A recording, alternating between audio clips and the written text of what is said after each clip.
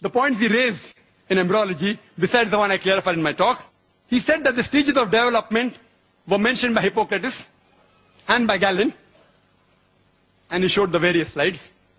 The point to be noted, just because someone says some things which are matching with the Quran, that doesn't mean that Quran has been copied from that.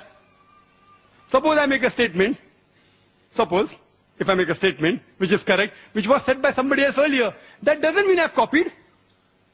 It may be, it may not be. To use the conflict approach to the Quran, yes, he copied. Okay, fine. But let's analyze. The Quran doesn't take the things which were wrong from Hippocrates. If you would have copied, you would have copied everything. It is logical. Unless he's a scientist, okay, this is correct. Oh, this is wrong. I won't copy that. This is correct. I'll copy that. All the stages of Hippocrates and Galen is not the same as the Quran.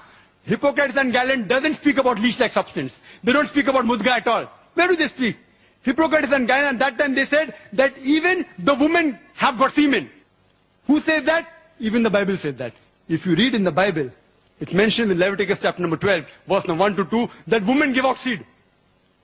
So actually Bible is copying from Hippocrates.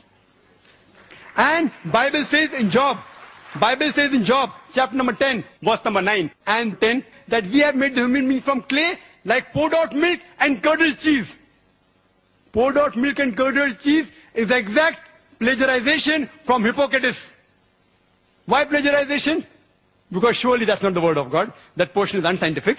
It was said by Hippocrates and Galen, the Greeks, that human beings are created like curdled cheese. And Bible copies that exactly.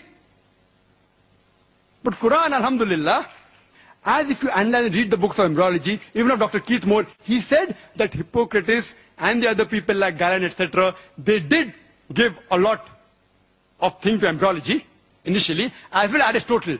Many were right, many were wrong.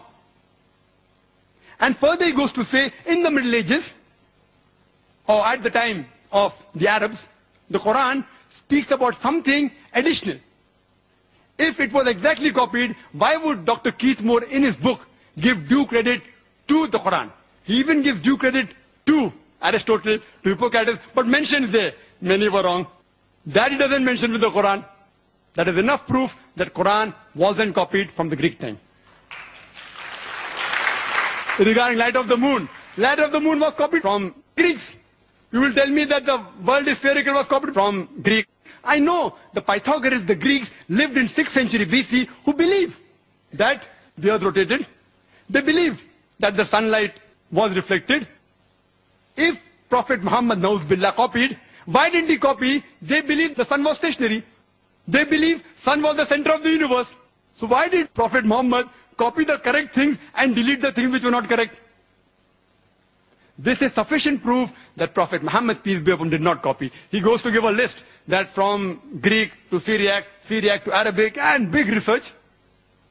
One statement of the Quran is sufficient to disprove it.